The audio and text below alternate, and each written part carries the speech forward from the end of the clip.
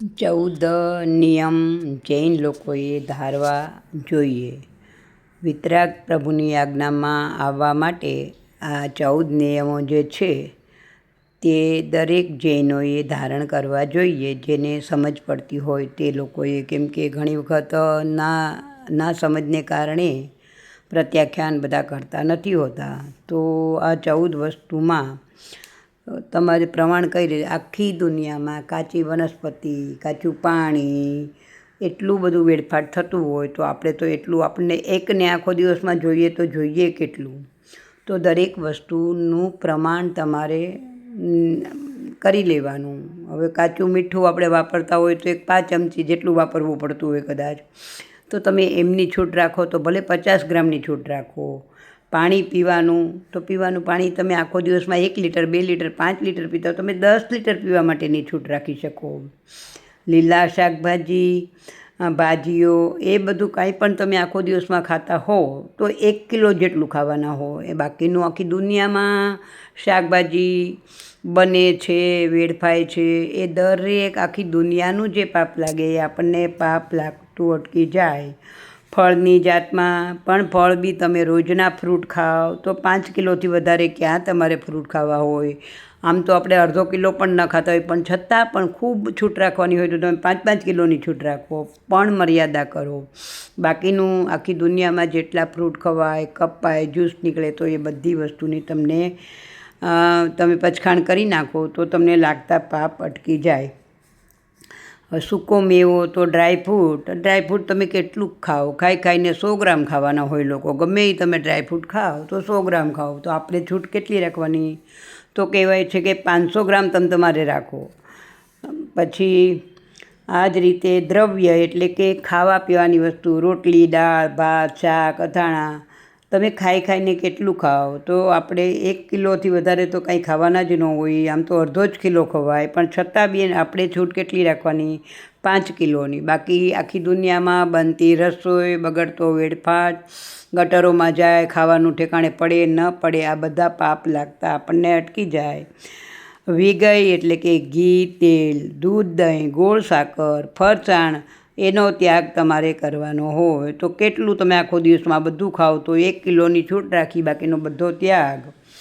વાહન એટલે કે ચપ્પલની જોડી, તમે 4 જોડી કમસે કમ પહેરવાની છૂટ રાખો. 4 જોડીથી વધારે લગભગ પહેરવાનો ન વારો આવે. છતાં તમે લોકો બહુ સુખી હો, તમારે બહુ પાર્ટીઓ, બહુ ફંક્શનોમાં જવાનું હોય તો તમે 10 જોડીની છૂટ રાખો. પણ આખી દુનિયામાં બૂટ ચપ્પલો જે બને છે એનો તમારે ત્યાગ થઈ જાય.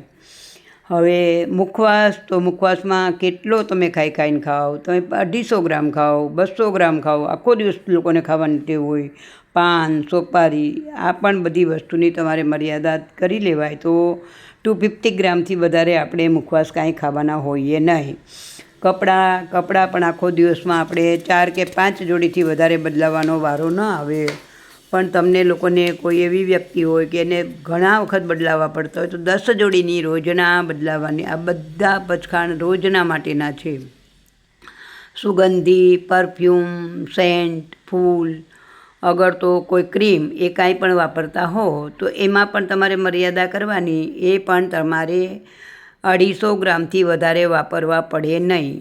વાહનમાં તમે મોટરમાં ફરતા હો, રિક્ષા, સાયકલ, સ્કૂટર, પ્લેનમાં, બસમાં, સ્ટીમરમાં, જ્યાં જતા હો ત્યાં રોજ તમે આ બધી વસ્તુનો યુઝ કરવાના નથી. તો એની પણ તમારે 5 જાતના રોજના વાહન વાપરવાની છૂટ રાખી, બાકીની બધું બંધન કરી લેવાનું, પ્રત્યાખ્યાન કરવાના. શયન એટલે કે ઘરમાં વપરાતી વસ્તુઓમાં ટેબલ, ખુરશી, પલંગ, આ બધી વસ્તુ પણ તમે ખૂબ બહાર જતા હો, આવતા હો, બહાર જતા હો તો તમારે 50 વસ્તુથી વધારે વાપરવી નહીં.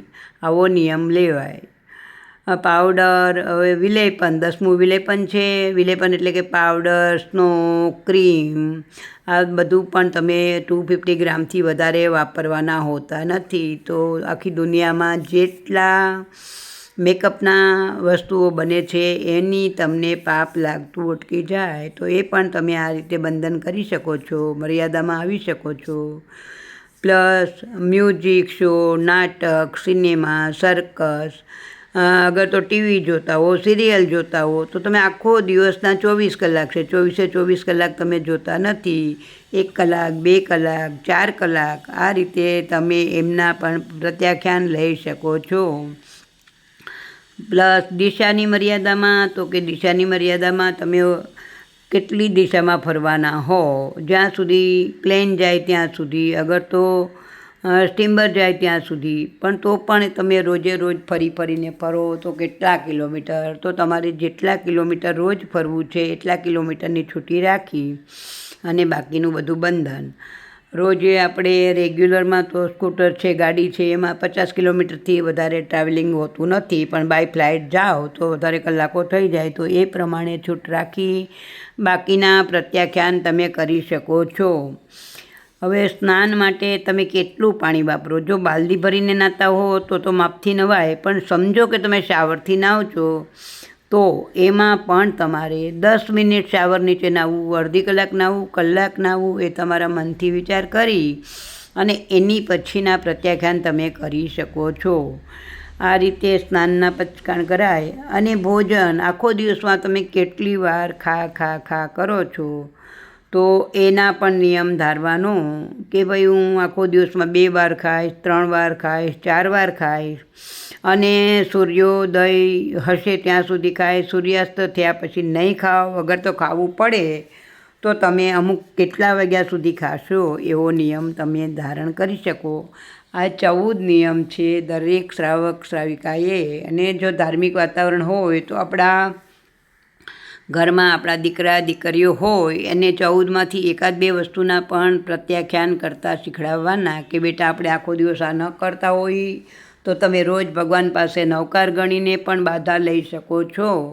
અગર તો સાધુ ભગવંત ક્યાંય બાજુમાં બિરાજતા હોય તો ભગવાન પાસે જવાનું, સાધુ ભગવંતો પાસે, અને કહેવાનું કે સાધુ ભગવંત અમે અમારા પ્રમાણે નિયમ ધારણ કર્યા છે. 14 નિયમમાંથી રોજનું અમે બહુ લિમિટથી વાપરશું, આખી દુનિયામાં બનતી વસ્તુ અમે વાપરશું નહીં. તો આના માટે તમે જે રીતે પ્રત્યાખ્યાન કરાવતા હોય તે રીતે અમને પ્રત્યાખ્યાન આપો. આવી રીતે તમે પ્રત્યાખ્યાન લઈ લેજો અને કેટલું બધું દુનિયામાં વેડફાટ જે વસ્તુ થાય એનું આપણને પાપ લાગતું બચી જાય. આપણું આ જૈન ધર્મ આવું બધું બતાવે છે. તો આવા નાના નિયમ ધારણ કરવા માટે તમે લોકો ટ્રાય કરજો. અને દરેક નિયમ ભગવાને કીધા છે તે ધારણ આપણે જૈનોએ કરવા જ જોઈએ. હું તો ત્યાં સુધી કહું છું કે નાના ગામમાં ખેડૂત લોકો હોય, એનો નિર્વાહ, એનું ભરણ પોષણ ખેતીવાડીથી જ થતું હોય, એવા પણ લોકો જે ઝાડ પાનને હાથ નથી લગાવતા એવી વ્યક્તિને મેં જોઈ છે કે જો એ ઝાડનું પાન પત્તું ન તોડે, ન જમીનમાંથી ઘાસ ઉખાડે, એ લોકો પણ આવા નિયમો જો જૈનેતર કરી શકતા હોય તો આપણા તો સાવ સિમ્પલ નિયમ છે. આપણા સિમ્પલ નિયમ કરવામાં આપણને કોઈ પણ જાતનો વાંધો આવે એવું નથી. તમારા મનથી વિચારજો, દરેક વસ્તુ કરવા જેવી છે. આના માટે તમને સમજાયું હોય તો ઠીક છે, ન સમજાય તો સાધુ ભગવાન પાસે જઈને 14 નિયમની પચકાણ કરાવો. આટલું જ તમે કહેશો તો સાધુ ભગવાન તમને જે રીતે અપાતા હશે એ રીતે પચકાણ આપી દેશે. જય જિનેન્દ્ર. બધા ટ્રાય કરજો. જૈન ધર્મ સ્વીકારવા જેવો છે. જય જિનેન્દ્ર.